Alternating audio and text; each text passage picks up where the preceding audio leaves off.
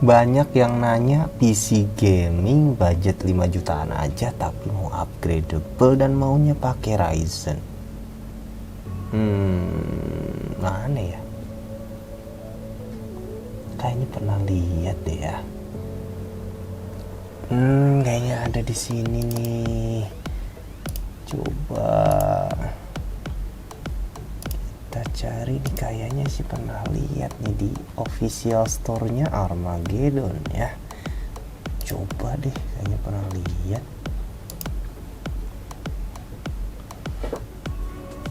Nah, ini dia nih. Ini ada banyak pilihan, ada yang 4 juta, ada yang 5 juta. Nah, ini nih keren nih.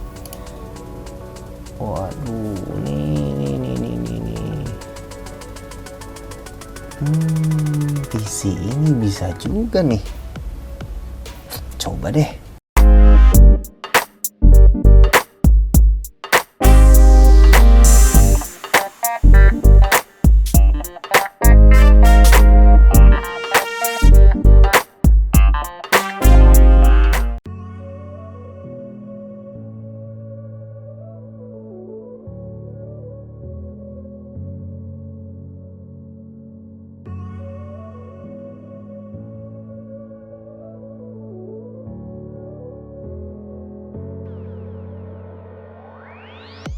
Assalamualaikum warahmatullahi wabarakatuh. Ketemu lagi di Layar Desktop bersama saya Ardian Nugraha. Dan Layar Desktop kembali kedatangan sebuah PC gaming ya, dari Armageddon Indonesia ya, yang mana ini adalah Inspire R5. Seperti apa komponen-komponen yang digunakan dan juga performanya seperti apa? Sebelum kita mulai, bagi teman-teman yang belum subscribe channel Layar Desktop, bisa diklik dulu tombol subscribe-nya dan juga loncengnya sekalian ya, untuk support terus channel ini ke depan agar lebih baik dan lebih berkembang lagi. Oke, langsung aja kita lihat lebih dalam lagi Inspire R5 ini.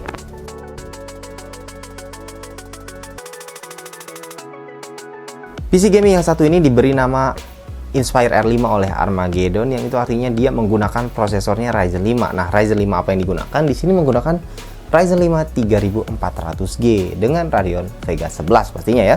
Ryzen 5 3400G ini dengan 4 core 8 thread, base clock di 3,7 GHz dan boost clock up to 4,2 GHz, saya rasa adalah salah satu prosesor yang punya integrated graphics yang salah satu terlaris yang ada saat ini. Meskipun harganya lumayan tinggi ya, sekitar 2 jutaan lebih ya, bisa 2,5 sampai 2,6 juta untuk saat ini. Tapi entah kenapa memang prosesor yang satu ini banyak sekali yang cari. Itu artinya kemungkinan memang dia punya performance yang bagus untuk prosesor ya, dengan integrated graphics ya, dimana Radeon Vega 11 ini memang terkenal cukup oke lah ya untuk bisa menghandle game-game, bisa mainkan game, terutama mungkin game-game e-sport itu sudah cukup dengan Radeon Vega 11. Nah, untuk rakitan kali ini seperti apa performance dari Ryzen 5 3400G yang satu ini, kita akan coba lihat ya. Meskipun tentu Layar Desktop sebelumnya sudah pernah juga bahas Ryzen 5 3400G, namun kemarin-kemarin tentu komponennya berbeda ya, RAM-nya beda dan lain-lainnya beda. Nah, sekarang dengan racikannya Armageddon kita lihat seperti apa performance-nya ya. Ini untuk prosesornya. Kemudian motherboard di sini menggunakan lagi-lagi ya dari ASRock ya. ASRock A320M HDV R4.0 ya. Jadi ini motherboard yang memang salah satu motherboard favoritnya kaum carrier untuk menggunakan platform Ryzen ya, dimana harganya sekitar 700 ribuan, tepatnya sekitar 745.000, tapi ini sudah bisa menghandle kelas seperti Ryzen 5 3400G yang harganya 2 jutaan lebih itu ya. Jadi saya rasa ini motherboard memang sebagaimana sudah pernah direview juga oleh Layar Desktop, salah satu opsi terbaik kalau kalian pengen ngepres budget di motherboard ya, dimana motherboard dengan harga murah tapi punya kualitas yang cukup oke saya rasa. Meskipun tentu nggak bisa overclock prosesor ya, hanya bisa overclock RAM, tapi ya saya rasa udah cukup lah ya. Kalau kalian memang ngepres budget banget, ini bisa jadi salah satu opsi si A320M HDV ini gitu ya. Kemudian berikutnya, nah RAM-nya di sini menggunakan single channel aja ya dari Adata 2666 MHz ya, 8 GB saja. Nah, ini sebenarnya kalau lihat di tokonya Armageddon ya, official store-nya Armageddon di Tokopedia maupun Shopee, itu ada beberapa opsi. Bisa langsung pakai dual channel atau mau pilih single channel dulu, itu bisa. Dan ini memang RAM value yang digunakan ya, kelas value, kelas budget banget gitu ya, yang 8 GB dan tanpa juga nggak pakai heat spreader juga si RAM-nya. Jadi bener-bener untuk ngepres budget pakai RAM yang hanya single channel 8 GB. Nah, kalau kalian memang pengen langsung dual channel, kalian bisa hubungi ke Armageddon-nya ya di official store-nya untuk tambah RAM-nya gitu kan menjadi dual channel. Dan ini memang sayangnya hanya 2666 MHz ya, dan mungkin bisa di overclock kalau misalnya memungkinkan ya, kita lihat nanti. Ini adalah RAM yang digunakan. Kemudian SSD di sini pakai dari VGen Turbo SATA M.2 256 GB ya. Jadi untuk storage-nya hanya pakai 256 aja dari VGen ini ya. Nah, opsi untuk nambah storage, misalnya kalau kalian mau beli PC ini dan mau nambah harddisk misalnya kan, itu masih bisa dibicarakan lah ya. Kalian tinggal chat aja ke admin Armageddon di sini ya. Jadi saya rasa pilihan pakai M.2 256 GB ini sudah cukup lah ya untuk minimum untuk nyimpan beberapa game ya. Yang pastinya operating system disimpan di sini, dan nyimpan beberapa game ya. Mungkin kalau kalian mau lebih bagus lagi tambah harddisk itu akan lebih pas gitu kan. Jadi ini yang digunakan oleh Armageddon ya. Kemudian untuk power supply-nya di sini menggunakan power supply keluaran Armageddon juga, yaitu Voltron Bronze 235FX ya. Itu yang digunakan untuk power supply-nya. Dan kemudian untuk casing ya, kalau teman-teman lihat di sini ini pakai Armageddon Nimitz TR 1100 ya, dengan kalau kalian lihat ada 4 buah fan ya, dimana 3 di depan dan 1 di belakang. Ini membuat PC ini menjadi kelihatan bling-bling RGB ya, keren kelihatannya. Apalagi ditambah oleh ada LED strip juga di sekelilingnya sini ya. Ini ada LED stripnya sampai ke bawah sini. Ini membuat PC ini menjadi kinclong banget kelihatannya ya. Dan untuk fan-nya sendiri di sini 4 fan yang digunakan ini pakai ini ya, yaitu Azure Dual Saber ya. Jadi ada 4 fan yang digunakan di sini, dan ada juga LED stripnya, jadi di 3 sisi. Ya, itu aja untuk komponen yang digunakan, dan langsung aja kita lihat hasil dari benchmarknya seperti apa, dan tentu performance dari PC yang satu ini.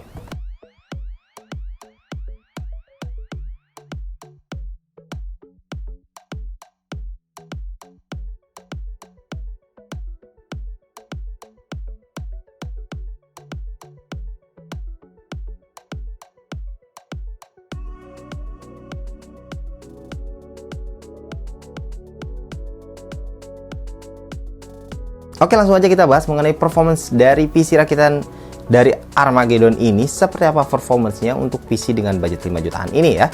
Kita mulai dengan game ringan dulu ya. Kita coba dengan game Valorant. Valorant kita coba di 1080p dengan preset grafik low. Ini mendapatkan rata-rata FPS sekitar 72 ya. 72 FPS sangat playable pastinya ya untuk sekelas game Valorant. Dengan resolusi 1080p preset grafik low tadi ya, rata-rata 72 fps saya rasa memang nggak terlalu istimewa, tapi masih sangat-sangat playable untuk kelas game seperti Valorant ini. Temperatur CPU maksimum di 63 derajat Celcius dan GPU maksimum di 63 derajat Celcius. Kemudian ke game berikutnya, kita coba game yang kompetitif lainnya, yaitu Dota 2 di resolusi 1080p dengan preset grafiknya fastest ya, atau rata kiri. Di sini rata-rata FPS-nya adalah 82 FPS dengan temperatur CPU maksimum di 62 dan GPU maksimum juga di 62 derajat Celcius ya. Masih playable juga untuk memainkan game-game sekelas Dota 2 ini. Kemudian berikutnya kita coba di game yang sedikit lebih berat ya. Kita coba dengan GTA 5 nih, kita coba ya. GTA 5 dengan resolusi yang di sini sayangnya kita harus turunkan ke 720p ya, dengan preset grafik normal. Kenapa? Karena memang kalau 1080p itu agak cukup berat ya untuk sekelas Radeon Vega 11-nya di sini ya. Nah, resolusi 720p dengan preset grafik normal, MSA-nya off di sini. Rata-rata FPS-nya adalah sekitar 45 FPS dengan temperatur CPU dan GPU maksimum di sekitar 64 derajat Celcius. Ya, 45 FPS ini masih playable juga untuk memainkan game seperti GTA 5. Jadi Ryzen 5 3400G dengan Radeon Vega 11-nya ini masih cukup sanggup untuk memainkan game GTA 5, tapi memang di resolusi 720p dengan preset grafiknya yang normal ya. Saya iseng juga coba ke resolusi 1080p ya, dengan preset grafik normal juga, itu memang agak sedikit nge-lag dan dapat rata-rata FPS sekitar 26 FPS ya. Kalau kalian mau main dengan 26 fps ya bisa aja sih, nggak masalah gitu ya. Tapi kalau saran saya main di 720p aja udah oke ya, dengan 45 fps rata-rata tadi. Kemudian masuk ke game yang lebih berat lagi, kita coba di Battlefield 5 ya. Battlefield 5 juga kita hanya bisa coba di 720p ya, dengan preset grafiknya juga low atau rata kiri. Di sini rata-rata FPS-nya adalah 30 fps ya. 30 fps untuk kelas game seperti Battlefield 5 saya rasa memang agak lumayan berat, tapi ya cukup playable juga, masih bisa memainkan game ini. 720p preset grafik low, 30 fps. Kemudian berikutnya game lebih berat lagi, kita coba Far Cry New Dawn ya, di resolusi yang sama di 720p dengan preset grafiknya low juga rata kiri. Di sini mendapatkan rata-rata fps sekitar lebih rendah lagi, yaitu di 21 fps ya. Jadi memang cukup berat ini ya, si Radeon Vega 11-nya ini dengan menggunakan dengan memainkan game seperti Far Cry New Dawn di resolusi bahkan yang udah 720p sekalipun. Nah, kalau kita perhatikan dari game-game itu ya, dari game-game e-sport pastinya lancar ya, dimana tadi kita wakilkan dengan game Valorant dan juga Dota 2, dimana itu bisa dijalankan dengan cukup lancar di resolusi 1080p. Sedangkan untuk game-game yang cukup berat seperti AAA tadi kita contohkan di Far Cry New Dawn, kemudian GTA 5 dan juga Battlefield 5, itu sebaiknya main di resolusi 720p dan masih cukup playable ya. Nah, sarannya mungkin adalah karena di sini memang platform Ryzen itu performanya cukup optimal kalau misalnya jalan di dual channel. Jadi sebaiknya sih kalian kalau mau ngambil ini langsung aja ambil dual channel aja supaya performanya bisa lebih baik gitu ya. Nah, itu akan cukup pengaruh sebenarnya ya, karena kita pernah coba juga dulu dengan dual channel di 3400G ini tanpa di overclock si Radeon Vega 11-nya ataupun si Ryzen 5 3400G-nya itu masih cukup oke gitu ya, bisa lebih baik daripada performance-nya kali ini karena memang di sini kita pakai single channel gitu ya.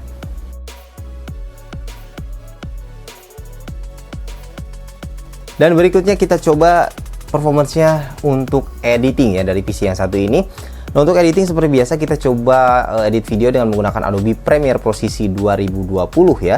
Dimana dengan aplikasi tersebut PC ini cukup mampu untuk menjalankan aplikasi tersebut ya. Jadi ngedit video dengan Adobe Premiere Pro CC 2020 dengan menggunakan PC ini masih bisa dijalankan dengan cukup lancar ya. Dan kita juga coba encoding ulang sebuah video seperti biasa berdurasi 16 menit 21 detik ya. Ukuran filenya 1910 MB beresolusi 1080p untuk YouTube ya. Dan ini bisa di-encoding dengan waktu yang agak cukup lama, yaitu sekitar 36 menit 21 detik. Nah, atau sekitar 2,22 kali ya. 2,2 kali dari durasi videonya. Memang ini agak cukup lebih lama ya. Lebih lama daripada durasi videonya dan lumayan di atas 2 kali lipat dari durasi videonya. Tapi ya ini kalau untuk editing ringan ya, edit ringan sih saya rasa masih bisa. Kalau yang tadi saya coba itu memang durasinya cukup panjang, ukuran file cukup besar. Kalau kalian memang edit-edit dengan video-video yang ringan sih saya rasa ini masih sangat bisa sekali untuk diandalkan di situ ya gitu. Itu untuk editing performance-nya.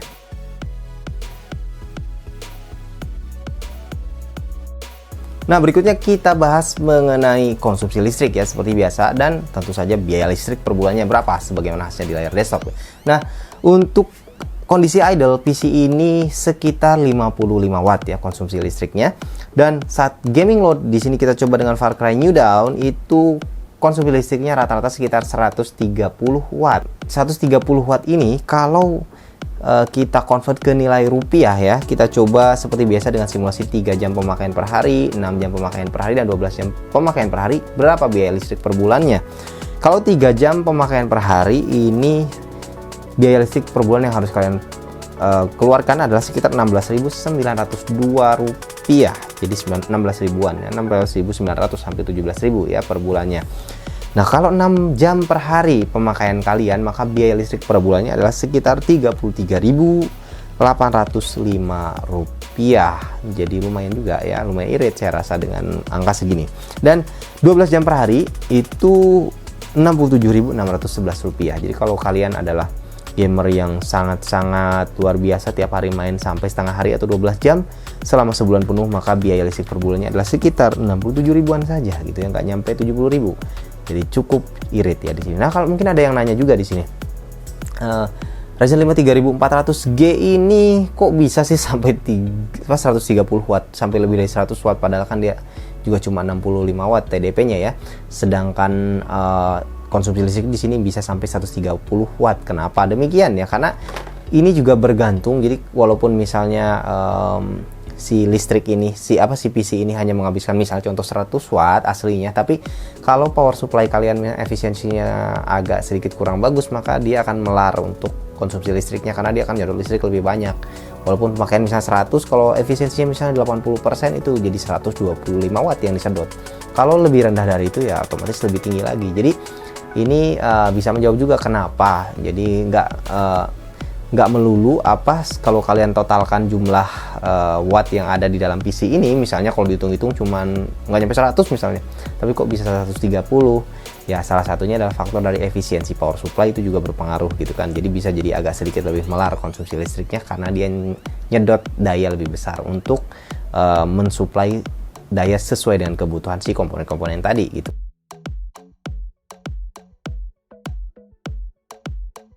Oke teman-teman, itulah tadi ya Inspire R5 ya, PC gaming dari Armageddon ini ya, yang mana tadi kita lihat secara performance PC gaming ini harganya sekitar 5 jutaan, tepatnya di sekitar 5,6 jutaan kalau kita lihat di official store-nya Armageddon maupun di Shopee ataupun di Tokopedia.